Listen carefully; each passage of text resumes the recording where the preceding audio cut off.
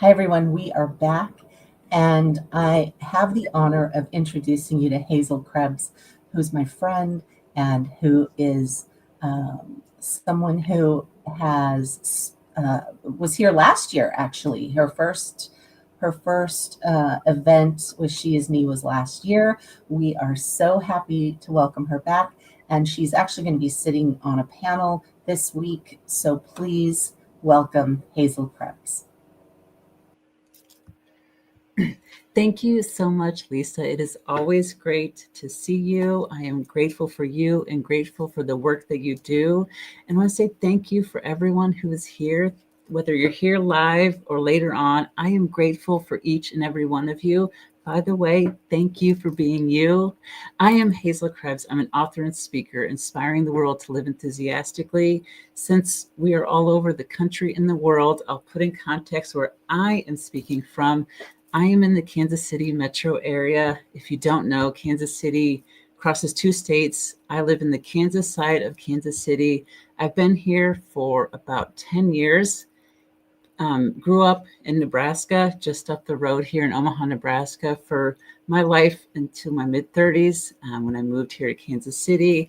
I moved here, married. I have two kids. I have two teenagers, 14 and 15, and I absolutely love having teenagers. When I say two teenagers, I usually get a reaction from people, but I love it. For example, just yesterday evening, I went to a college fair with my son. He's a sophomore. He's a big planner like I am, so he's already thinking about it. And there was a moment as I sat in the car as we're driving there, I'm like, I am taking my son to a college fair. So yeah, I love having a teenager because I love seeing the adults they're becoming. We had this long conversation about majors, schools, where he wants to live. Love it. Also about me, I am an Aquarius sun sign, Scorpio moon, Leo rising. If you know what those mean, just know that it's very accurate. I'm also ENFJ, Enneagram 2. If you know what those mean, very accurate. Other parts of who I am. So I'm an author and speaker, but I also have my own business, which I'm launching a consulting for social media and branding. I spoke last week at the local library here about branding. It was super fun to talk to writers. It was a conference I had been years ago. I'm also a chair of a queer nonprofit here, and I live in Johnson County, Kansas. And I enjoy being able to give back to my community. I also wrote a book. I'm working on two other books. I'm working on the next book will be a book about branding yourself authentically and enthusiastically. I'm also working on a self-improvement book that will be titled Living Enthusiastically. It's a follow-up to my first book called Enthusiastically-me. You'll see a theme with enthusiasm, authenticity. That's me.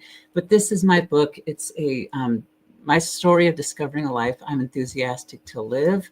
It is a transition story, but it's not the transition story most people think of. When they see a trans woman has written a book called Enthusiastically-me, they think, oh, I know what this is about. It's about your gender transition. And often people are like, I need to buy this for so-and-so trans family member or trans friend. And I say, this is not exactly what you think of it. Yes, it's a transition story, but it's a transition before the transition. It starts off in a very, very dark place where I was in 2018. So I also say like, hey, it's not for everyone. This isn't light reading. This is a pretty heavy start to a book, but it is the transition before the transition. The transition before my gender transition is a transitioning from hating myself to loving myself, transition from depression to enthusiasm, transition from being lost to be forging my own path. And it was after those were all set in place where the conditions were right for my gender transition to commence. The end of my book is actually the beginning of my gender transition. And I love it because it tells the story that like life is full of transitions. And I'm nerdy, I'm a writer, so I will talk about the definitions of transitions here for a moment. And because I'm nerdy and an author here, I have a favorite dictionary, Merriam-Webster. The thesaurus is top notch. So I'm very passionate about Merriam's and their thesaurus, but the definitions of transitions. The first one is a change or shift from one state subject plan to another. Second definition is a period or phase in which such a change occurs. When we're talking about our lives, we're talking about one state to another, and that's becoming a new version of ourselves. The end result will be different and hopefully closer to what the life that we want to live enthusiastically and authentically. The definition 2, the period when the shift occurs. A transition is a process. It's intentional at some point. But what I find interesting about life transition is that we're often unaware of when they begin. An example is when I talk about my gender transition, people often ask, like, when did you know? And I say, well, like I transitioned at age 39. I found my name March 9th, 2021 at age 39. And that's when I knew I was going to transition. But when I start to think back when the first thoughts began, I actually had a therapist ask me one time, like, when was the first thought? And I kept going back. Like every time I was like, it started here. And I'm like, oh, wait, no, it went back here, back here, back here. One of my first thoughts was around age 9 years old. It was 8 or 9 years old because we lived in this house. But I remember, so I have siblings, I have a younger brother, and collectively my younger brother and I were called boys. And I hated it. And I was like, why can't we call you my name? And I'm like, but I hated my dead name. So at age 9, I hated being called boys and I hated my dead name, but it took me 30 years to figure out that I'm transgender.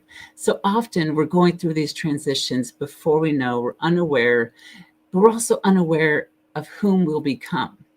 We're often unaware of where we were going. Maybe even know we're in a transition, but we don't know where we're going. And we're also losing parts of ourselves in a transition that we don't necessarily know about, or we do, or we're trying to lose them. We're often unaware that the journey has begun. Like I said, it took me 30 years to figure out I'm transgender, even though I had the thoughts at a pretty young age. And this process of transitioning is happening all the time. And I think of like the process of a transition in 3 parts: gaining parts I love about myself, or gaining parts that you love about yourself, losing parts we don't love, and the journey between the two. And then I think back, so to my transitions before Hazel. So this book is my story up until I found my name and started transitioning socially. But up until 2018, when this book starts, I had this life that you would consider like the American dream. I had a college degree, I had a master's degree, I had a career in insurance. When I started this, when 2018, I was vice president of an insurance company. I was 35 years old. And so you look on it, I was married, had kids, we moved to Kansas City. But in reality, I was becoming more and more miserable. So the transition I was going towards becoming a shell of a person. I was leaving behind, losing any resemblance of authenticity. The journey I was on was taking me down a dark path. I was aware of it to an extent, and honestly, I was seeking therapy and battling substance abuse, so I was aware of the dark path I was going down. And then in 2018, the book starts in March, the day I'll remember forever. And it was the day that I had a plan. And then the book starts there, and then it actually starts a first transition.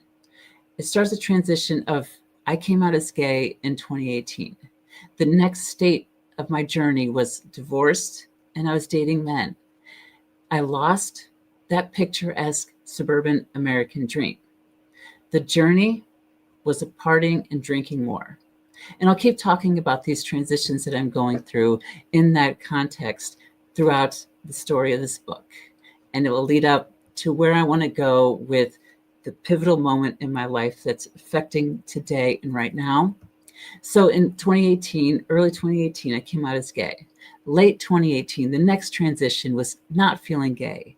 The next version of myself was this gender nonconforming, pansexual.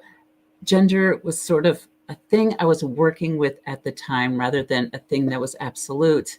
And what I lost was credibility from others and direction for myself. Coming out as gay and then 6 months later being like, I'm not sure if I'm gay. I'm not sure if I'm male. I'm not sure what I like anymore.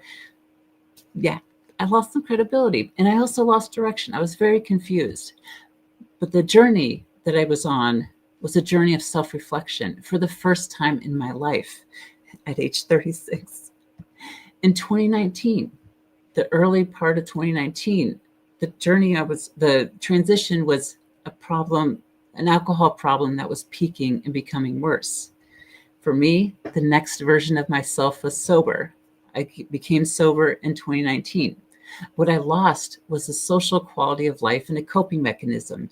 Even if alcohol is not the best coping mechanism, it was a coping mechanism and my coping mechanism. My journey was through detox. It was self-reflection through detox, sobriety through detox. My journal in that detox. So if you go to detox, I don't recommend it, but unless you need it. But when I went to detox, I was shown my room. There's a bed and a desk, and on the desk is a notebook. And I still have the notebook back here. But I wrote down all my thoughts through the detox process and just all of my life situation. And it actually became chapter 5 of my book called Detox. And people have commented that that's one of the best chapters. And like, well, it's a lot just straight from my thoughts on self-reflection through the journey of the life I used to live to sobriety. After that, I was fired. That was the next transition. I also struggled with relationships. And the next version of me was understanding the relationship cycles I was in, and I was out of work that I was trying to get rid of, but couldn't. What I lost was that quick, continuous relationship I was seeking for so long. The journey for me was breaking, I call her Myra's heart. Myra in the book, I broke her heart, and it affected me, and I took some time for self-reflection. In 2020, the next transition I was dating Sage. The next version of me was this true self I was bringing into a relationship for the very first time. What I lost, they broke up with me, so I lost the love of my life, or so I thought. The journey was accepting the possibility that I could have love as my authentic self. I was still pre-transition, so I was still working on my authentic self, and that was something I actually really appreciated about Sage, was that we were able to explore our gender identity together. Later that year, I had this career shift, and I was feeling lost again. I was poorly selling insurance and not making money, and it was a tough time for me. The next step for me, next version of me, was going back into the corporate world. It was an entry-level job. So at age 39, I started back at the bottom, and my peers on my team were old enough or were young enough to be my kids. I was 39, they were 21, 22 years old, and I had to start there. What I lost through that transition was my pride. 4 years earlier, I was a vice president of an insurance company, office, all this other stuff goes around with being a vice president of an insurance company. And at that point, at age 39, I was an entry-level, essentially college graduate. The journey was determination and resilience to get there. The determination and resilience that I had brought into there and took out of that experience, I still have and will have for the rest of my life. And it helped me build towards something more meaningful, even though I was still in the corporate world. That was the next version of myself, was going back and finding that pattern of getting higher and working towards something and not worrying about the past. What I lost was feeling lost. The journey was working from home.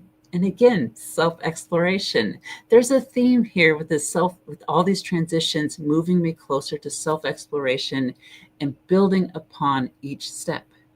And then in 2021, I found my name. March 9th, 2021. I actually celebrate March 9th more than my birthday, but I found my name. And that was the next transition. The next version of me was being Hazel, a trans woman, and all the excitement that I had at that moment. What I lost was safety, being afraid of the unknown.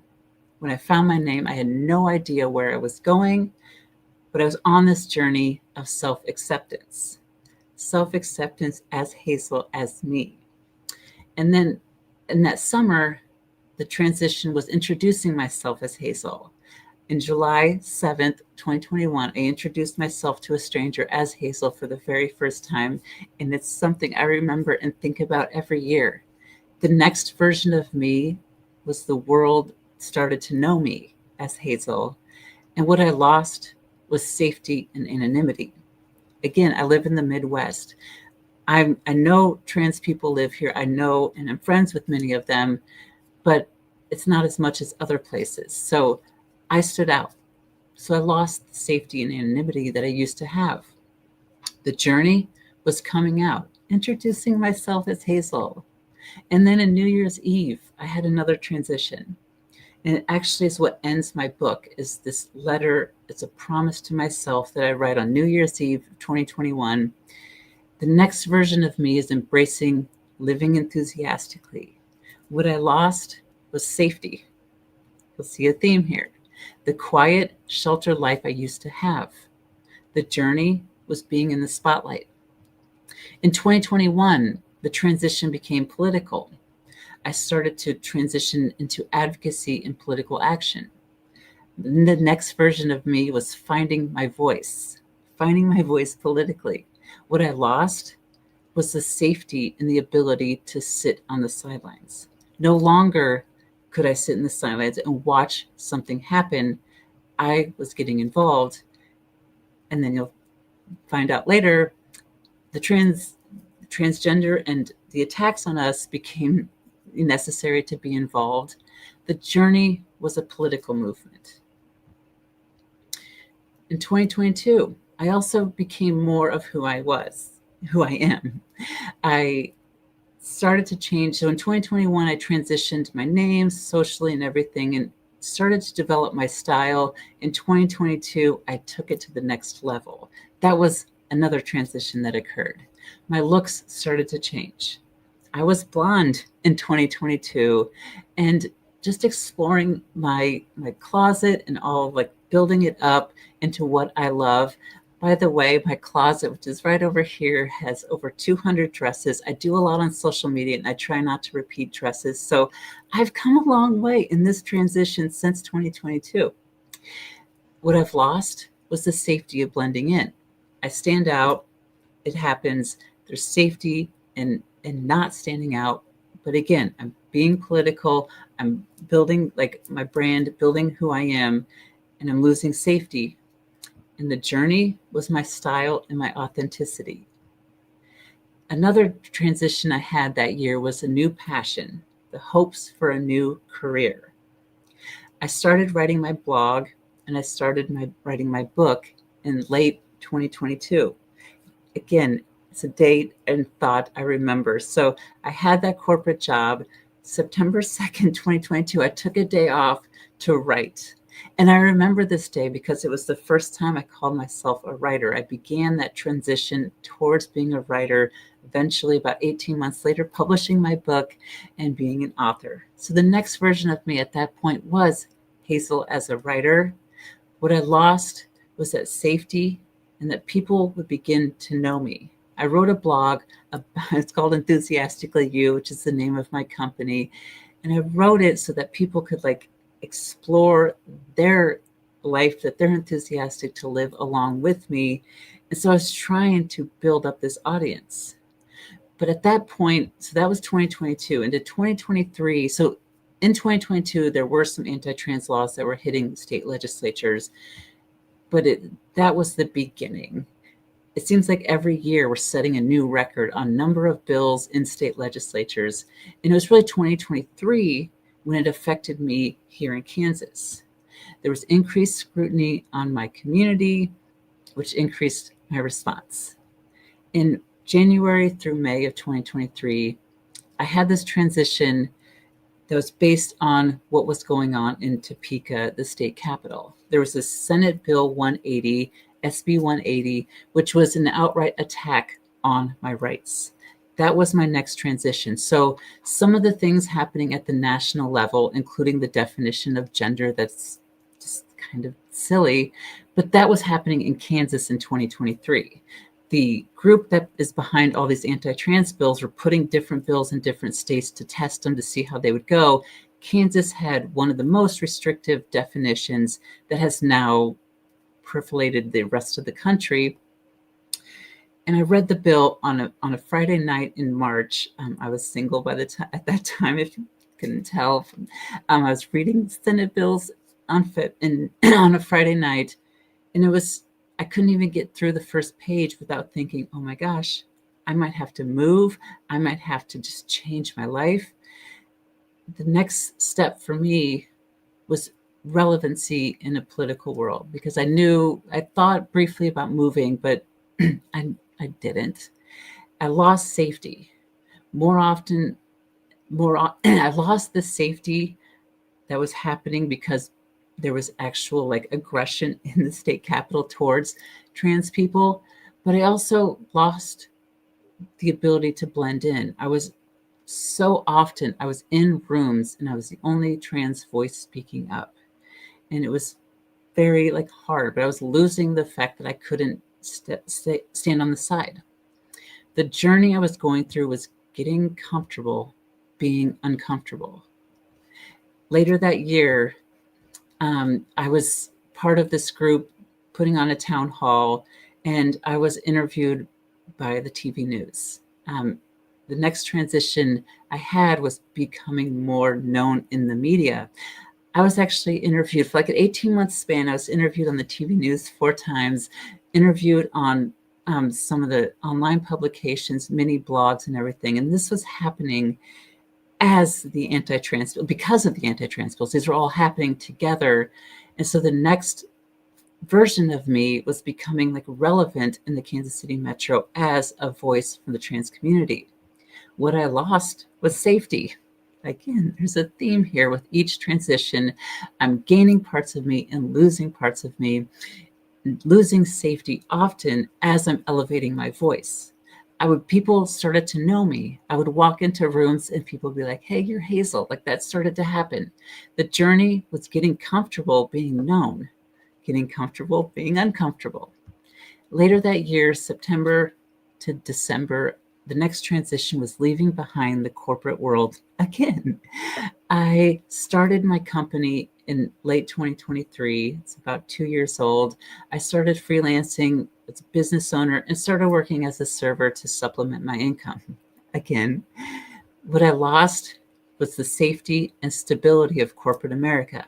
While I am shunning corporate America, there is security, there is safety, because there's a reliability in the paycheck that I was getting rid of and working my own job and working serving jobs. My journey was getting comfortable forging my own path. Also, around that time, I had surgery. Yes. And then I finally had a boyfriend for the first time, despite the fact that I was dating men for 5 years at that point. I never had a boyfriend until then. And I started, the next version of me was dating how I wanted to date, as the girlfriend, as the hoodie stealing girlfriend. And it was so fun. And I loved that part, that transition that I had. But what I lost was safety, because it's difficult dating as a trans woman who wants to date men. The journey was the dating experience, the dating life. And then the next year, I published my book. This is 2024, the transition that kind of gets me into the place where I'm going with this, what happened to me in my aha moment. So I published my book and I was speaking a ton. The next version of me was an author. speaking more, new career goals, feeling like I could do this even if I took a ton of work. What I lost was safety and financial security. The journey was loving my career and becoming myself. Each transition is that way. It's going from where I used to be to the place I want to be, even if I don't know exactly that place. Then in summer of 2024 to the end of October, it was election season. And this is where the journey really changes. Not really changes, but the election of last year gave me a place of pause and decision making. So the journey, many of you, or I don't expect most of you are trans. You may have not known all that was happening around the trans community during the election, or maybe you've forgotten. That would be nice. But that election season was the turning point that shaped my journey. The next version of me was facing threats to my livelihood and my life, and the worry that the election could determine what will happen to me.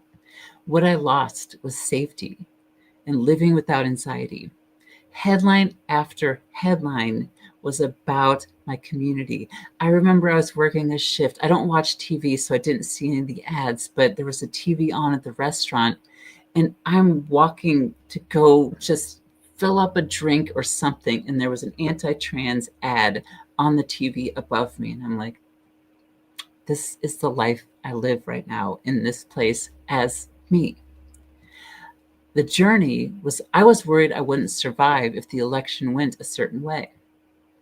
I pulled up some stats on the 2024 election just to give everyone who's either forgotten or not aware of what was happening. So according to NPR, the Republican Party spent $222 million on anti-trans and LGBTQ ads during the 2024 campaign. Democrats spent $29 million. So over the course of the election, $222 million. I will bring that up a couple more times. And ABC News reported the Trump campaign and Republicans spent more than $21 million on anti-trans television ads as of October 9th of last year. That was nearly 1/3 of the 66 million television ads spent during that time. So for every dollar spent on television ads up until October 9th, $1 and $3 was spent on anti-trans ads. Very serious. So of course you would think that that's the big issue, right? No, the Gallup poll, they released a poll that same weekend, October 9th weekend, and listing the concerns of the voters, and transgender people was very, very low. So the people polled, you're going to get 4 categories: extremely important, very important, somewhat important, or not at all important. For transgender, reasons for voting, 18% said extremely important, 20% said very important, 38% said extremely or very, 36% said not at all. So 36%, the biggest proportion, not at all important. 1 in 3 people thought they're not voting on transgender issues, but yet $1 in $3 was spent against us. Just for comparison, the economy, very important in elections, extremely important. 52% said extremely important, 38% said very important. 90% of people who were polled by the Gallup poll said the economy was important. 90%, 9 out of 10. Yet 1/3 of the advertising money was spent on anti-trans ads. Democracy in the US, 49% extremely, 36% very important, 85% total. Yet 1/3 of every dollar was spent on television ads was spent on anti-trans ads. Education, extremely important, 38%, 47% said very, 85% total, yet 1/3 of the money was spent on anti-trans ads. Terrorism and national security, 83% total, very or extremely important. Again, a third of the money was spent on anti-trans ads. Some of the other issues that were much more important than, remember, 38% of people said transgender issues were important, extremely or very important. 38%. 79% said Supreme Court. 79% said healthcare. 75 said taxes. 75 said crime. 74 gun policy. 72 immigration. 70% said the budget deficit and foreign affairs. 67% abortion. 66% income distribution. 64% situation in the Middle East. 63% said energy policy. 60% said relations with Russia. 59% said relations with China. 62% said trade relations with everyone else. Race relations, 56%. Climate change, 50%. All of those issues were more important in the eyes of the voters, yet $222 million was spent on anti-trans ads. Up on television ads, it was $1 and $3 were spent. So of course, I was a little worried because there's all these problems going on in the country, yet the focus was on me and my community. So the $222 million that was spent in total, OpenSecrets.org, I pulled up these numbers from there. In the 1996 election, total spent by the Republicans was $224 million. So essentially the same. Total in 1996, anti-trans ads in 2025. Democrats that year spent $142 million. As a reminder, Bill Clinton won his second term that year pretty handedly. The 2000 election, the election that changed elections. Side note, the 2000 election, Bush-Gore was my first election that I was able to vote in. Total spent by Republicans, $234 million. Total spent by Democrats, $243 million. So again, the number, total spent on anti-trans ads was roughly the same as total spent by each party in 2000. Just to keep us there. So that was the world that I was in leading up to the election. I was always just worried about my safety, and not the safety necessarily coming from the government, but people being emboldened by the fact that I am being told, they're being told that I am a problem. They're being told something needs to happen with me, and I'm just going about my day. The stress and anxiety around the election was real, and it became worse with every day, week, month leading up to it. So here I was, 3 years into my gender transition, the career that I wanted, stability in my life. At that point, I had my second boyfriend. Not at the same time, I broke up with the first one, had a second one. But all these transitions I had that I described before were leading up to this point, and I was worried it could all be lost if the election went a certain way. Not just what I had built, but my life. And my aha moment was on election day, the night that changed everything. So play back the election day. I never felt comfortable. I never really was going to celebrate anything until it was over. And it was early on that hope faded. When election was all but over, I sat contemplating what I should do. I stayed up really late. I think it was called overnight, but it was pretty clear where it was going. And I stayed up really late, and I thought about all the transition I had gone through, the ones I described here from 2018, the new version of myself over and over and over again, continuously building into the version of me I love, losing parts that I was leaving behind and losing safety in that old life with each step. For a moment, I actually considered laying low, looking for security. So the transition I had in mind was safety and security and leaving behind my dreams and my goals. The journey, if I went that way, would be towards comfort. Instead of being uncomfortable like had been so often before, I was should I lay low? I sat with these thoughts overnight. And what changed my life is I asked myself to just feel. I often do this when it's a big decision, and I encourage others to do the same. When, particularly like going to bed, when we go to bed, our mind's clear, and we wake up, our mind's the clearest possible, and it's the best way to make a decision.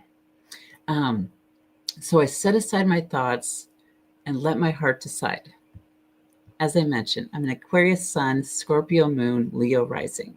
The Aquarius sun with Scorpio moon, the qualities are someone potential to revolutionize the world for the better. I have tenacity and drive of the Scorpio side, which pairs harmoniously with the Aquarius hunger to make the world a better place. The Leo risings, the outward persona is characterized by fiery, charismatic, and authoritative presence. Often natural leaders who are confident, generous, and creative. And I'm like, yep, that's me. And I've been those zodiac signs my entire life. But it took last November 2024. I mean, I had those qualities, but it was Hazel facing this decision that was like, what do I do with my life and my dream and my safety? This is the purpose of my life, potentially. And so with the 2024, it made sense. It made sense for me to keep going and going forward. My educational background, I have an economics degree and a speech degree. The speech degree didn't make sense for 20 years, but it made sense finally. My career history finally made sense. All those transitions were bringing me to this place in the life where I'm like, I am going forward with this purpose of life and making this world a better place. I knew what I had to do. When I think back to this day, the first day this was on my book, when I had a plan, I was battling where I was talking before, the decades of depression, decades of substance abuse. I hated my life. But the worst part of all of that time in 2018, when I was my lowest, was the lack of hope. So despite all that was going on last year, there's Democrats blaming the trans community. Democrats were reneging on their promises. By the way, I've abandoned my party affiliation because I can't support a party that doesn't support me. I'm also more liberal than most Democrats. So I abandoned politics and I transitioned to dedicating my life to people and living enthusiastically and living authentically. And that's how I want to make a difference. It's my purpose in life. And so I'm foregoing, leaving behind the safety once again. I'm dedicating my life to people being happy, helping people find inspiration for the life that they love to live, that they should find and pursue the journey to the life that they want to live. And I want to offer hope. That was what I kept going back to, is that the world needs hope. No matter what happens in my future, the worst day of my life is behind me because I almost lost all hope. It's what I struggled with for so long and what I needed to save my life. That little tiny sliver of hope saved my life in 2018. And I'm hoping, striving to be that level of hope for anyone who needs it, because I know the world needed it, needed it as of November 2024. What I lost was safety. I'm elevating my voice in a world that hates me. So often I get negative comments in my email, on my social media, and everything that happens. But I continuously elevate my voice because I want to increase my reach as much as I possibly can. During this process, I had to come to terms with my own death. In January, right around the inauguration, I was updating my life insurance, updating my name, realizing the urgency of having these things in place because I'm trans in America in 2025. But It allowed me to find a place where I no longer fear death. I have a purpose in my life. If I am living my purpose and something happens to me, that's the way to go out, fulfilling the purpose for life. I hope I have many more decades, but if I don't, I'm doing my purpose. I'm not suspending this. I'm not pushing this off. What I lost was the concern about negativity. It happens. It kind of makes me laugh when people are negative to me, and I just let it go because I don't want to hold on to negative energy. Well, my journey is a new message that I can offer. And then again, like, this journey never ends. Oh, I don't know where it's going, right? Like, that was the whole point. We don't know where we're going, but this is the current journey that I'm on. And like all the journeys, I'm gaining parts of my life I love. I love doing this, and I love this opportunity. I'm posting every single day on social media. I'm working on my books. I'm speaking more. My business is growing. My spirituality is growing, and I'm finding Buddhism is like for me. I'm losing parts of my life I don't love. I'm less political. I'm less in the game there and more about helping people. I have lost the control that other people have on my life, and it's incredible. And from this, I just want to offer these words. Every one of our lives are full of transitions. If not, we stagnate. If we're stagnating, that is a transition as the rest of the world is moving past us. The journey and direction. I talked about this many times. We don't know where we're going always. It's not always clear, nor is it always available. But if we keep going, following what we love, following our heart, embracing authenticity, we can get wherever we want. I'm in this place that I love simply because I kept going towards the thing that I love. I hope I've inspired you. I hope that you inspired you to never lose hope. Who you are is an incredibly wonderful person, and never lose hope in who you are. And what you're capable of is incredible, and never lose hope in the things you are capable of. And please find the life you are enthusiastic to live. I wake up every day so excited just to be me, and I think that is what everyone should be. I'm doing this for my life, and it's amazing, and all of you deserve it too. Thank you all so much for this time.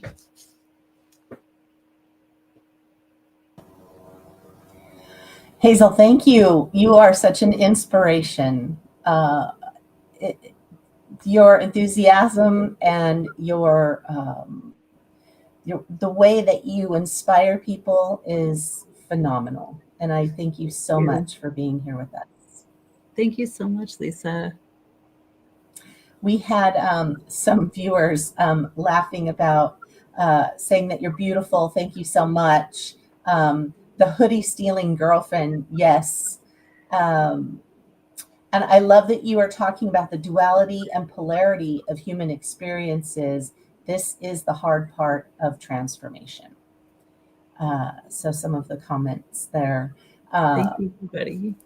Yes, yes. I thank you so much for coming back. We'll see you, I think Saturday night, right? You're coming to the Project 2025 panel, which is critical. So if you're watching, please join us for our panels every night at 4 p.m. But Hazel will be back for that. Hazel, thank you so much. Congratulations on all your successes. And I know we'll talk soon. Yes, thank you, Lisa. Thanks, Hazel. All right, we'll be right back.